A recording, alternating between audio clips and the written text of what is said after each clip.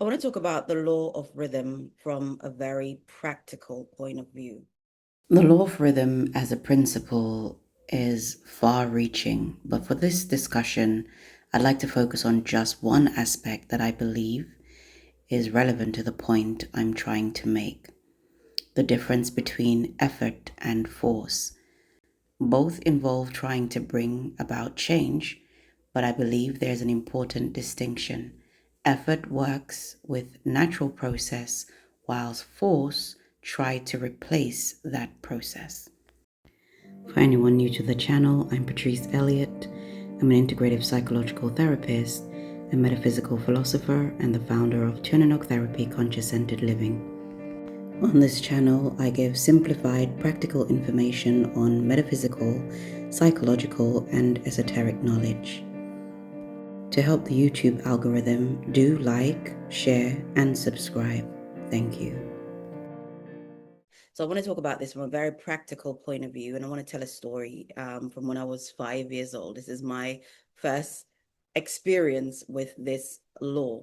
So when I was 5 years old, there was a gentleman that used to bring me fruits. It was a friend of my mother's, and he always brought me fruits, mangoes, neeseberry, different types of fruit. Neeseberry was one of my favorite fruits. Now, the neeseberry was green, and I wanted to ripen this neeseberry as quickly as I could.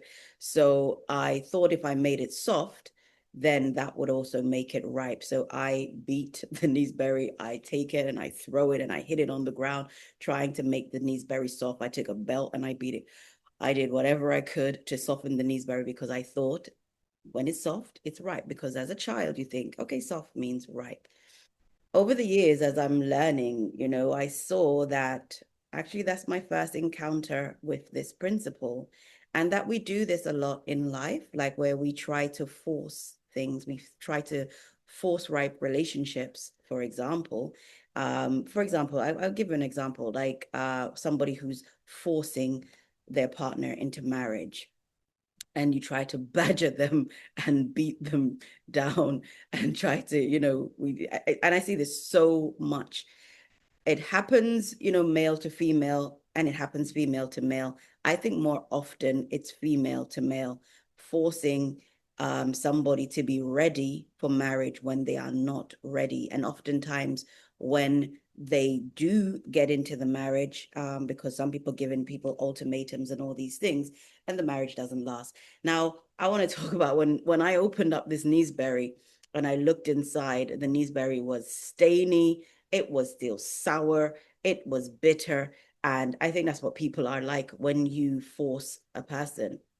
When we force people and we force timing, people become bitter. So on the outside, things can look well and you look like you're getting what you want, but on the inside, it's not good. In one of my last videos, I talked about people hurrying trust. Like when emotions are intense, it can give the illusion of trust. That's the love bombing video that I should post before this one, hopefully. And if I haven't, then look out for my love bombing video where I'm talking about people forcing feelings, forcing relationships, and it doesn't go very well.